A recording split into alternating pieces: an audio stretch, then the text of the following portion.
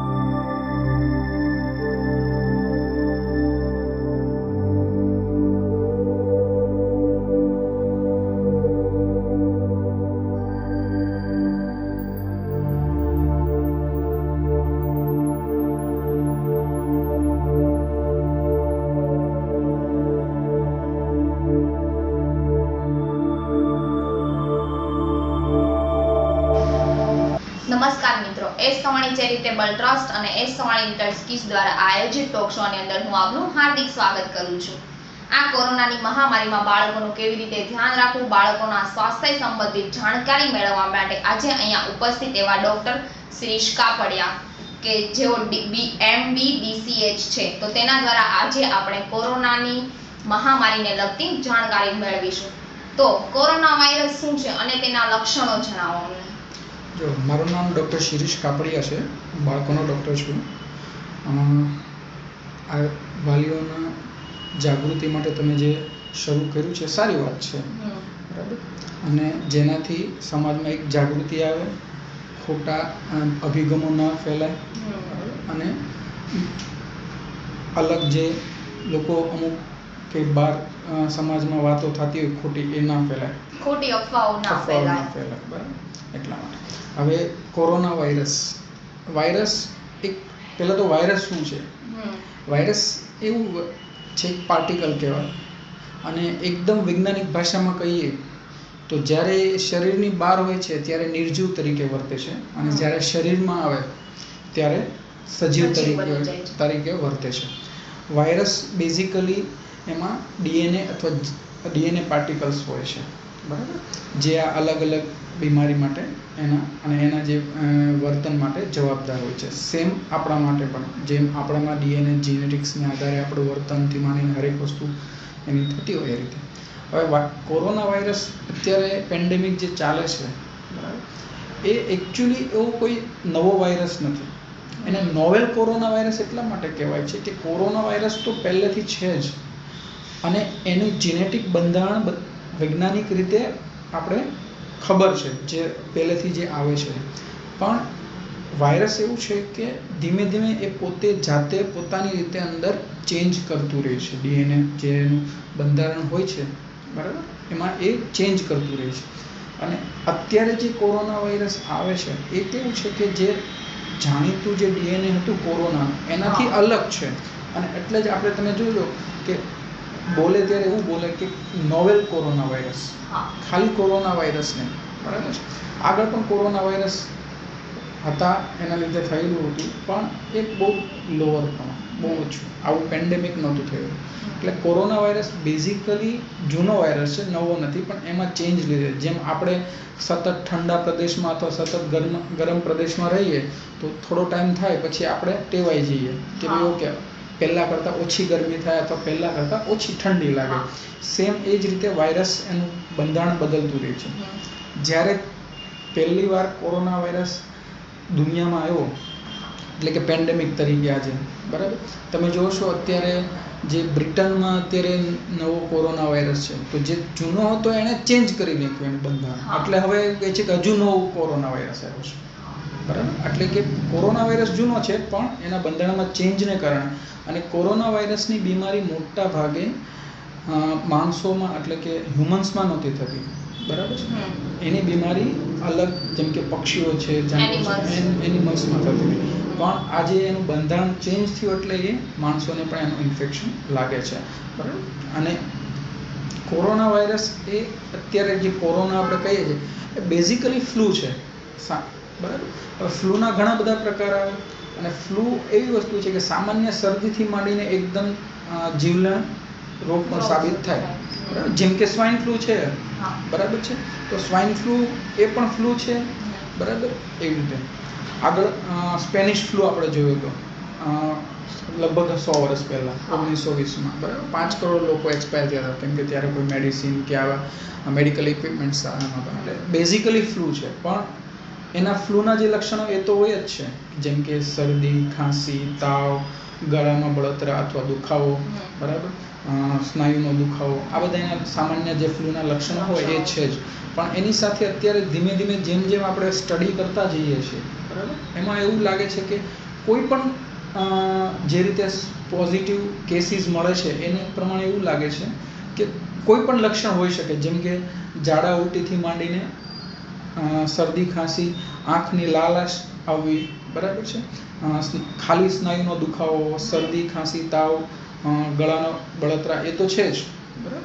એટલે કોઈ પણ લક્ષણ આવી શકે, પણ મેઇન આ છે કે શરદી, ખાંસી, તાવ, ગળામાં બળતરા અને સ્નાયુનો દુખાવો, જે સામાન્ય ફ્લૂમાં હોય એ જ.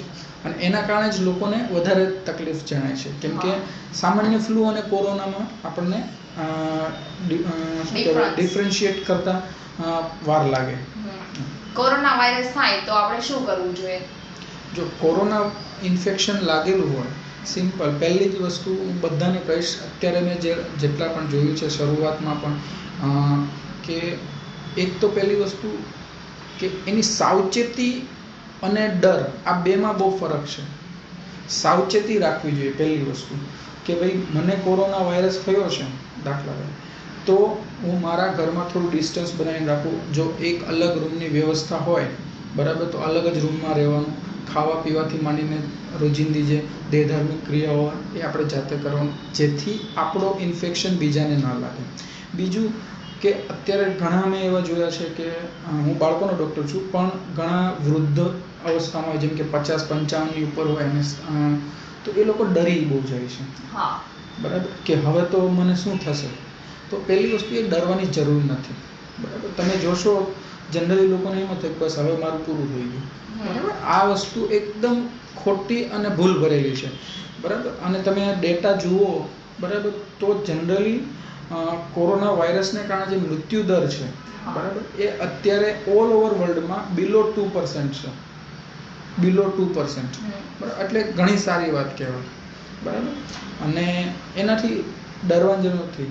આ એક તો પહેલી વસ્તુ કે મને કોરોના વાયરસ થયો છે, તો સૌથી પહેલું એક તો ડરવાની જરૂર નથી. બીજી વસ્તુ, જો મને કોરોના વાયરસ થયો છે અને બાકીનાને કોઈને ખબર નથી, તો આપણે ખબર કરવી, જાણ કરવી જરૂરી છે, જેથી એ વધારે ફેલાય નહીં, બરાબર છે. હવે તમે અલગ રીતે જુઓ કે કોઈને કોરોના વાયરસ થયો છે અને એ તમને ન કહે અને તમને કોરોના વાયરસ લાગ્યો હોય, ઇન્ફેક્શન લાગ્યું હોય, તો તમારા મનની સ્થિતિ શું થાય કે એણે મને કેમ ના કીધું? સેમ એ જ વસ્તુ તમારે જ્યારે તમને કોરોના વાયરસ તો બીજાને જાણ કરવી જરૂરી છે. બરાબર. બીજું કે સોશિયલ ડિસ્ટન્સિંગ, માસ્ક અને સેનિટાઇઝેશન, બને એટલી સાફ સફાઈ, બરાબર, એ બધી જ વસ્તુ આ સામાન્ય વસ્તુ છે. બરાબર. હવે આ તમારે રાખવાનું છે. બીજી વસ્તુ કે જેવું આપણને ખ્યાલ આવે, જનરલી તમે ડૉક્ટર પાસે ગયા હોય તો જ ખ્યાલ આવે કે કોરોના વાયરસ થયું છે. બરાબર. તો ડૉક્ટરની યોગ્ય સલાહ લેવી ખાસ, કે કોરોના વાયરસનું ઇન્ફેક્શન લાગેલું છે તો એના માટે મારે શું કરવું? જેમ કે સામાન્ય શરદી ખાંસી તાવ હોય, બરાબર, તો એ ઘરે પણ ઈલાજ શક્ય છે. બરાબર. આઇસોલેશન કરી અને ઘરે પણ ઈલાજ શક્ય છે. એવું જણાય કે નહીં મને શ્વાસમાં તકલીફ છે અથવા તો ખાવા પીવાની તકલીફ થાય છે, ખાવાનું પીવાનું ભાવતું નથી, અશક્તિ લાગે છે, બરાબર, તો ડૉક્ટર એની સલાહ પ્રમાણે એડમિટ થવાનું કહી શકે, જે એના ક્લિનિકલી તમને તપાસ કરીને જે એમને ખ્યાલ આવે. તો એ પ્રમાણે ડૉક્ટર કહે એ પ્રમાણે તમારે કરવું કે ભાઈ દાખલ રહેવું કે ઘરે રહેવું. પણ ડૉક્ટરની બિલકુલ સલાહ ન લેવી એ એકદમ સદંતર ભૂલ ભરેલું છે. ઘણા કેટલાય લોકો બહારથી એમ જ ઇન્ફેક્શન માટેનો રિપોર્ટ કરાવી દે અને પછી કોઈને કહે નહીં. તમે પણ અત્યારે જુઓ છો સમાચારમાં આવે છે કે જે ભણેલા ગણેલા બ્રિટનથી આવેલા હોય, બરાબર, ભણેલા ગણેલા લોકો પોઝિટિવ આવે અને એ પછી ભાગી જાય છે. તો એનાથી સૌથી વધારે ખતરો, તમને એવું લાગે કે ભાઈ હું મારા ઘરે પહોંચી જાઉં કે પણ તમે ઘરે પહોંચો ત્યાં સુધીમાં કેટલા લોકોને ઇન્ફેક્શન તમે લગાડો છો. અને આજે આ વાયરસને કારણે કેટલું પેન્ડેમિક થયું છે, લોકો એટલા હેરાન પરેશાન થાય છે, સામાજિક આર્થિક મુશ્કેલીઓ બધાને પડે છે. તો એ આપણી જવાબદારી છે કે ભાઈ આપણે યોગ્ય પગલાં લઈએ. બરાબર. એટલે કોરોના વાયરસનું એક તો ડર નહીં રાખવાનો, બીજું તરત જાણ કરી દેવાની, આઇસોલેશનમાં રહેવાનું, ડૉક્ટરની સલાહ મુજબ દવા લેવાની. બરાબર છે. કોરોનાની રસી લેવી જોઈએ કે નહીં, અને લેવી જોઈએ તો એની આડઅસર? હા, એ સૌથી અત્યારે જોવા જઈએ તો અત્યારના સમય પ્રમાણે ખૂબ જ ઉપયોગી અને ખૂબ જ મહત્વનો સવાલ છે તમને. હવે કોરોનાની વેક્સિન અંગે તમે જોતા હશો કે અમુક પોઝિટિવ વાતો પણ બહાર આવે છે અને નેગેટિવ વાતો પણ બહાર આવે છે. બરાબર. હવે જનરલી વેક્સિન એટલે શું હોય કે લાઈવ અને કિલ્ડ વેક્સિન. કિલ્ડ વેક્સિન એટલે કે એમાં જે વાયરસ પાર્ટિકલ હોય એ મરેલા હોય, બરાબર, અને લાઈવ વેક્સિન એમાં જે વાયરસના પાર્ટિકલ્સ હોય છે એ અધમરેલા હોય, મતલબ એ તમને નુકસાન નહીં કરી શકે. હવે જે ઇમ્યુનિટી પાવર જે વધારે, એ સૌથી વધારે લાઈવ વેક્સિનમાં મળે તમને, ઇમ્યુનિટી પાવર જે આપણે લઈએ. જ્યારે કિલ્ડ વેક્સિનમાં ઇમ્યુનિટી પાવર મળે પણ એવું કહેવાય કે થોડો ઓછો, લાઈવ જેટલું નહીં. હવે અત્યારે એવું છે કે કોરોના વેક્સિન આવી છે આપણી પાસે, આમ જોવા જઈએ તો વર્ષથી જ કોરોના વાયરસનો ડેટા છે, કોઈ ડેટા, બરાબર. હવે વેક્સિનમાં કેવું છે કે તમને કે મને, ઇવન હું ડૉક્ટર છું તો પણ, એ વેક્સિનનું એક લેવલ હોય છે કે ભાઈ અમુક લેવલથી પાસ થાય તો જ એ વેક્સિન બજારમાં આવી શકે. જેમ કે આપણે ભણતા હોઈએ તો 35% માર્ક્સ હોય તો જ આપણે આગળના ધોરણમાં જઈ શકીએ. પછી 35%થી વધારે 40% બી હોઈ શકે, 80% બી હોઈ શકે, કોઈને 55% પણ હોઈ શકે. બરાબર. તો આજે ગવર્મેન્ટ બોડી, કોઈ પણ દેશની, આપણી હોય કે બીજા કોઈ પણ દેશની ગવર્મેન્ટ બોડી, અને જે હેલ્થ મિનિસ્ટર્સ હોય છે, હેલ્થ મિનિસ્ટ્રી હોય છે, એ આ વસ્તુનું ખાસ ધ્યાન રાખે કે કોઈ પણ વેક્સિન જો બજારમાં આવે તો એના જે બેઝિક પેરામીટર્સ હોય છે એ પાસ કરેલા હોય તો જ એ બજારમાં આવે જનરલી. બરાબર. ઓછા કહેવાતા પણ અમુક એના પાસ કરેલા હોય કે એના જે પેરામીટર્સ હોય તો જ એ બજારમાં આવે અને તો જ સરકાર મૂકી શકે. બરાબર. એટલે જે પણ વેક્સિન આવશે મિનિમમ પેરામીટર્સ એ પાસ કરેલી હશે, એક વસ્તુ. બીજી વસ્તુ કે મહત્તમ સારી વેક્સિન કઈ. હવે હું તમને એક બહુ સાદો ઉદાહરણ આપું કે મારુતિ સુઝુકીની જે આપણે 800 હતી એ પણ 4 વ્હીલર જ કહેવાય, અને મર્સિડીઝ પણ 4 વ્હીલર જ કહેવાય. બરાબર. બંનેમાં કેટલો મોટો અંતર છે, કહેવાય તો 4 વ્હીલર, સેમ રસ્તા પર જ ચાલવાની છે. કોઈ મર્સિડીઝ આવશે તો રસ્તો સપાટ થઈ જશે એવું નથી. બરાબર છે. તો એ જ પ્રમાણે કોઈ વેક્સિન વધારે સારી કે ઓછી સારી હોઈ શકે પણ વેક્સિન ખરાબ નહીં હોઈ શકે, પહેલી વસ્તુ. બરાબર. હવે અત્યારે કેવું છે કે આપણે ગુજરાતીમાં એક કહેવત છે કે ન મામા કરતા કાણો મામા શું ખોટો. બરાબર. તો આપણી પાસે જે પણ વેક્સિન આવે બધાના પેરામીટર અલગ અલગ હોવાના. બરાબર. તો એના આધારે તમે એવું ના કહી શકો કે આ સારી છે કે ઓછી સારી અને વધારે સારી કહી શકો, પણ આ સારી નથી અને આ ખરાબ છે એવું ના કહી શકો. બરાબર. એટલે આ વેક્સિનની તમને જનરલ જે સમજણ છે એ તમને કહું કે કઈ રીતે વેક્સિન અથવા કોઈ પણ મેડિસિન માર્કેટમાં આવે, કોઈ પણ દેશના માર્કેટમાં. બરાબર. બીજી વસ્તુ કે અમુક કેવું હોય છે કે જે તે કન્ટ્રીનું બજેટ, હવે મર્સિડીઝ તો સારી જ છે મને જ ખબર છે, પણ મારું બજેટ નથી. બરાબર. તો આપણે થોડું નીચે આવીએ કે ભાઈ નહીં વાંધો નહીં, મારુતિ પણ 4 વ્હીલ તો છે જ, તો એ પ્રમાણે. બરાબર. કેમ કે હવે અત્યારે આપણે એમ કહીએ કે બહુ જ સારી એકદમ A1 ક્લાસની મારે વેક્સિન જોઈએ છે, કાં તો એ મોડી આવે. બરાબર. અને આવે તો પણ બની શકે કે ખૂબ જ મોંઘી હોય તો સામાન્ય પબ્લિક એફોર્ડ પણ ના કરી શકે. બરાબર. હવે અત્યારે નેગેટિવ અને પોઝિટિવ વાત માટે કહું કે કોઈ પણ વેક્સિન હોય, આજે જે સામાન્ય આપણે ત્રિગુણી રસી મુકાવતા હતા, બરાબર છે, એની પણ સાઈડ ઇફેક્ટ છે જ તે. બરાબર. અને જે તમે અત્યારે કોરોના વાયરસ મૂકશો તો એની પણ અમુક સાઈડ ઇફેક્ટ હોવાની.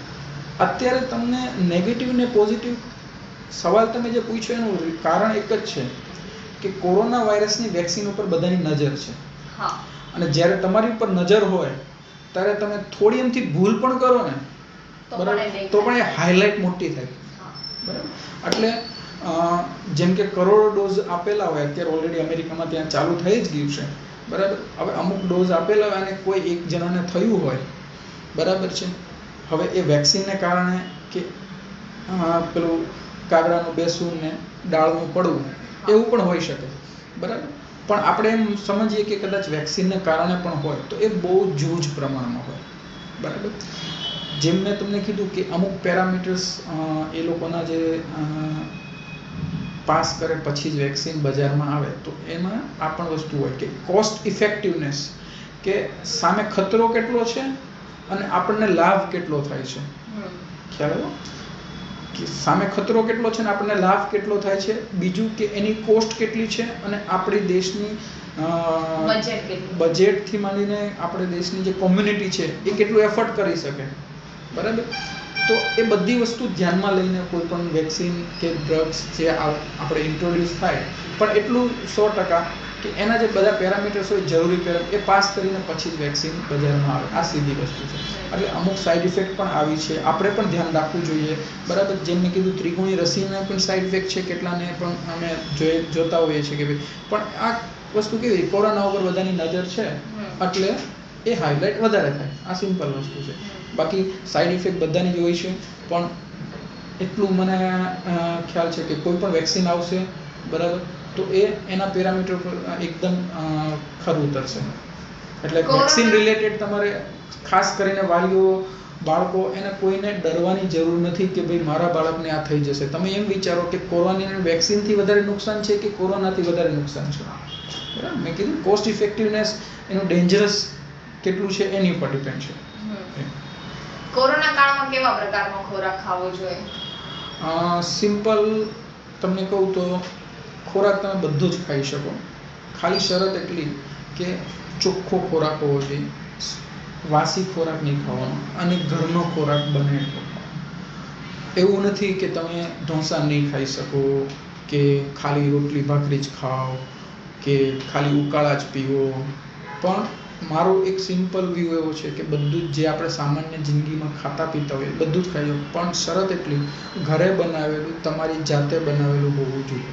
કારણ એનું કહું, અને આ ખાલી કોરોના માટે નથી, રૂટીનું કહું છું કે તમે એક સિમ્પલ ઉદાહરણ, સાદું ઉદાહરણ આપું તમને કે તમે બજારમાં કોઈ જગ્યાએ જ્યુસ પીવા જાઓ છો, બરાબર, તો એનું વાસણ છે એ ક્યારે ધોયેલું છે તમને ખબર નથી. કદાચ એ લોકો એની રીતે સારી સાફ સફાઈ રાખતા હોઈ શકે, બરાબર, પણ એ ક્યારે ધોયેલું છે એક વસ્તુ છે, એના હાથ કેવા છે, બરાબર, એ કેટલી જગ્યાએ અડક્યા છે, કેટલી વસ્તુ અટકેલા છે, બરાબર સાફ સફાઈ પોતાના હાથની કરે છે કે નહીં, વાસણ જે પણ હોય છે એ સાફ સફાઈ કરે છે કે નહીં, એ જે મોસંબી કે જે તે સંતરાનો જ્યુસ તમે લેવા જાઓ છો એ મોસંબી કે સંતરું એની ક્વોલિટી કેવી છે, સડેલું છે કે નહીં, બરાબર એ કોઈને ખબર નથી. ખ્યાલ આવ્યો? એટલે આજે ખોરાક બધો જ ખવાય, બરાબર, પણ મેઇન વસ્તુ સાફ સફાઈનું ધ્યાન રાખવું પડે. અને અત્યારે સરકાર પણ પોતાની ગાઈડલાઈનમાં એમ જ કહે છે કે તમે જેટલું બને એટલું સાફ સફાઈ રાખો, જેટલું બને એટલું સેનિટાઇઝેશન ને એવું કરો, બરાબર. કેમ કે તમે કોઈ પણ વસ્તુ ઘરે બનાવશો તો સેજ બી થોડી ખરાબ હશે તો તમે તરત કાઢી નાખશો, કેમ કે તમને ખબર છે કે અમારે પોતાને જ ખાવાનું છે. જ્યારે બજારમાંથી કોઈ પણ વસ્તુ લેવા જશો એને ખબર છે મારે ક્યાં ખાવું છે, બરાબર. ઉપરથી એને પણ કોસ્ટની તકલીફ હોય કે ભાઈ કોસ્ટ વધશે, હું ખરાબ કાઢી નાખીશ તો ગ્રાહક મને એટલા પૈસા નહીં આપે, એ બધું જ ભેગું જવાનું. એટલે ખોરાક બધો જ પૌષ્ટિક ખોરાક, લીલા શાકભાજીથી માંડીને કઠોળથી માંડીને ઘઉં જુવાર જે આપણે અનાજથી માંડીને બધું જ ખવાય, કોઈ વસ્તુની ના નથી. ઇવન તમે ઘરે મંચુરિયન બનાવતા હોય તો ઘરે બનાવો, એ કોઈ સોના ચાંદીનું તો બનતું નથી કે બહારથી બનતું નથી, બરાબર, બને છે આ બધી જ વસ્તુમાંથી બને છે. ઘરે બનાવીને બધું જ ખવાય પ્રમાણસર. કોરોના કાળમાં બાળકોને કેવા વાતાવરણમાં રાખવા જોઈએ? આ એક ખૂબ જ સરસ સવાલ છે. બાળકોનું વાતાવરણ, હવે તમે જુઓ કે હું ને તમે છીએ એઝ એ ડૉક્ટર તરીકે, ચાલો લોકડાઉન હતું તો પણ હું થોડો બહાર જઈ શકતો, એટલીસ્ટ હોસ્પિટલે આવવાના બહાને મને બહારની વસ્તુ જોવા મળે, બરાબર છે. પણ તમે એક જ ઘરમાં હો અને બહાર જવાનું જ નથી તો કેવું લાગે? તો બાળકોનું વાતાવરણ એવું હોવું જોઈએ કે હળવું ફૂલ. હવે ઘણી જગ્યાએ કેવું થાય કે કોરોનામાં આપણે જોયું કે લોકો સતત ન્યૂઝ વાંચતા રહે, ક્યાં કેટલો કોરોના થયો, આ થયું તે થયું. હવે તમે બાળકોને એ વસ્તુ એની ઉપર એપ્લાય કરશો તો બાળક માણસ કેવું છે કે એ આ બધું બહુ વધારે એક્સેપ્ટ કરે, એટલે એને ડરાવવાની જરૂર નથી. પહેલી વસ્તુ, બરાબર, હળવું ફૂલવાનું. બીજી વસ્તુ કે ખાલી કોરોના ઉપર ચર્ચા કરવી એની કરતાં બાળક સાથે એના ભણતરની ચર્ચા કરો, એક વસ્તુ એને ભણાવો, બરાબર, એનાથી તમે પણ એકદમ રિલેક્સ મહેસૂસ કરશો, બરાબર. બીજું, બાળકો અત્યારે આપણે જોઈએ છીએ કે બહાર રમવા જવાની બધી મનાઈ છે, કેમ કે કોણ બાળક ક્યાંથી આવેલું છે ને કેટલું અટકીને આવેલું છે ને કોરોના છે કે નહીં આપણને કોઈને ખબર જ નથી, બરાબર. તો આપણે જનરલી એવું હોય કે ભાઈ બાળકો બહાર પણ રમવા ના જાય. તો મારી એક મોસ્ટ ઇમ્પોર્ટન્ટ સલાહ એવી છે કે બાળકો હારે એટલીસ્ટ દિવસમાં સવારમાં 1-8 કલાક અને સાંજે 1-8 કલાક તમે બાળક બનીને થોડું રમો, બરાબર. ભણવાની ચિંતા, આ ચિંતા, તે ચિંતા, એ બધી બરાબર છે એની જગ્યાએ, પણ બાળક એ બાળક છે, એને બધી જ વસ્તુ જોઈએ. એ સમજતું નથી કે ભાઈ આ છે તે છે, અને અત્યારથી જે વસ્તુ તમે એની ઉપર એપ્લાય કરશો એના બાળ માણસ ઉપર ખૂબ ઊંડી અસર કરે. પણ એને હળવા જોડે 1-8 કલાક રમ્યા, સાંજે 1-8 કલાક રમ્યા, બપોરે થોડી ઊંઘ કરાવી એને, તો એ કેવું એકદમ હળવા ફૂલ વાતાવરણ રહેશે, તો એનું બાળ માનસ સારો વિકાસ પણ છે. જે તમે કોઈ બાળકોને એકદમ નેગ્લેક્ટ કરો તો એનું બાળ માનસ એકદમ ખરાબ થાય. કોઈને એકદમ રમવાની કે નકરું ખાલી બસ ભણવાનું કર્યા રાખો તો એ પૂરું વિકાસ નહીં થાય, એટલે હળવું ફૂલ વાતાવરણ. બીજું, કોરોનામાં બાળકને કઈ રીતે રાખવું, એને કોરોના માટે સાવચેતી શીખવાડવાની જરૂર છે, એને ડરાવવાની જરૂર નથી. જનરલી આપણે ફલાણું થઈ જશે, આ થઈ જશે, તે એમ નહીં. જો બેટા, આ કોરોના વાયરસને કારણે તાવ, શરદી, ખાંસી થાય તો આપણે બીમાર પડીએ, હોસ્પિટલે દાખલ થવું પડે, એની કરતાં આ સિમ્પલ જેટલા ઉપાય છે કે વારંવાર હાથ ધોવા, બરાબર, સેનિટાઈઝ કરવા, જ્યાં ત્યાં અડકવું નહીં, બરાબર. બાળકોને શાળાએ મોકલવા માટે કેવા પ્રકારની ખાસ કાળજી રાખવી જોઈએ? શાળાએ મોકલવા માટે તો પહેલી વસ્તુ સરકારશ્રીના આદેશની પહેલા તો ઇંતજાર કરવાનો, એમને આપણી રીતે ચાલુ નહીં કરે. માતા પિતાઓએ બાળકોની કેવી રીતે ખાસ કાળજી લેવી જોઈએ? માતા પિતાએ બાળકોની કાળજી જે જનરલ લે છે એ પ્રમાણે બરાબર છે.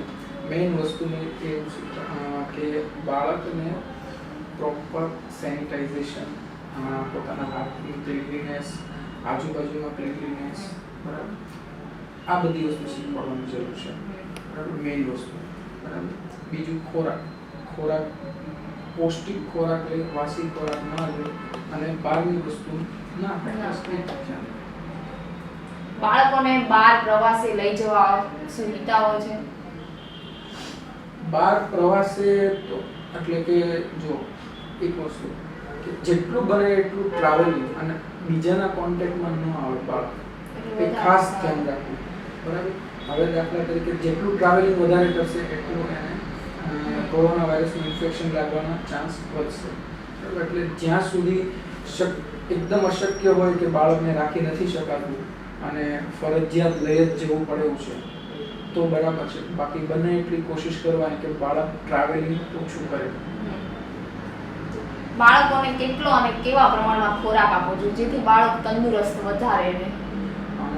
બાળકને જે આપણે રૂટીન અનાજ છે, કઠોળ છે, લીલા શાકભાજી છે, એ બધા જ ખોરાક પ્રમાણસરમાં આપવાના, કોઈ એક વસ્તુ નથી. હવે બાળકોમાં કેવું છે કે તમે ઇનિશિયલ પીરિયડમાં જો તો બાળકને એટલીસ્ટ ખાતા શીખવાડવું પડે પહેલાં તો. બરાબર. સૌથી અમારા ક્લિનિકમાં જે સૌથી વધારે કમ્પ્લેન આવે એ આવે છે કે મારું બાળક ખાતું નથી.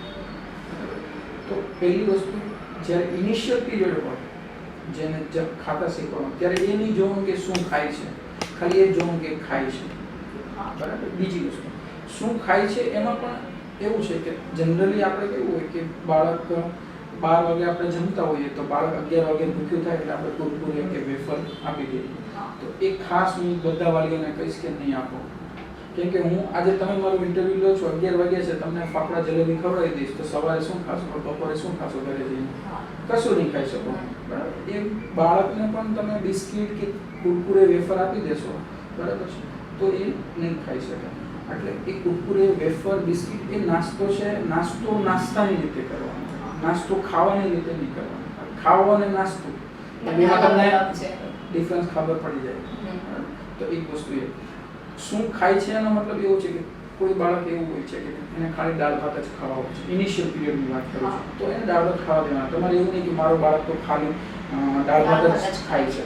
ઘણા બાળકો એવું હોય છે કે એને ગળી વસ્તુ ખાવાની, જેમ કે ગોળ છે તો ગોળને રોટલી ખાતું હોય બાળક, તો ખાવા દેવાના કંઈ. એકવાર ખાતા શીખી જશે, એને ભૂખ લાગવા લાગશે, પછી ઓટોમેટિક એ બધી વસ્તુ એને સારી લાગશે. બીજી વસ્તુ કે ભૂખ્યું બાળક હોય ને એને બધું જ મીઠું લાગશે. તો આપણે આખો દિવસનો ઉપવાસ કરેલો હોય અને સાંજે પછી રોટલી મળે એવા સરસ રીતે ખાઈ લઈએ આપણે, તો ભૂખ્યું હશે તો 2 દિવસની તાળી રોટલી હશે ને એ મીઠી લાગશે. તો બાળકને થોડું ભૂખ્યું રાખવાનું. આજે મારી બાળકોને યાદ કરું તો અમે ભાઈ બહેનો વચ્ચે એકાદ સફરજન માંગ આપી તો એક ચીર આપે 60% તે પૂરી થઈ જાય. અને અત્યારે એક બાળક માટે કિલો સફરજન હોય છે તો એ એક્સેસ થઈ જાય. બરાબર. એને ભૂખ્યું રહેવાનું, એની કાળજી લેવાની વાત બરાબર છે, પણ એને થોડી ભૂખની પણ ખબર પડવી જોઈએ. તો તમારું બાળક ડેફિનેટલી બધી જ વસ્તુ જમતા શીખી છે. 100%ની ગેરંટી સાથે. કોઈ જ દવાની જરૂર નહીં પડે. અમારી પાસે કેટલાય વાલીઓ આવે છે કે તમને દવા આપો. અમે જનરલી કહીએ છીએ કે અમે કહીએ એ પ્રમાણે કરશો તો કોઈ દવાની જરૂર નહીં પડે. વિધિન 20 to 30 ડેઝમાં એકદમ સરસ તમે આવીને કહેશો કે નહીં સાહેબ હવે બરાબર જમે છે. તો તમે તમારો કિંમતી સમય આપ્યો એ માટે એસ સવાણી ચેરિટેબલ ટ્રસ્ટ અને એસ સવાણી લિટલ કિડ્સ દ્વારા તમારો ધન્યવાદ. Thank you.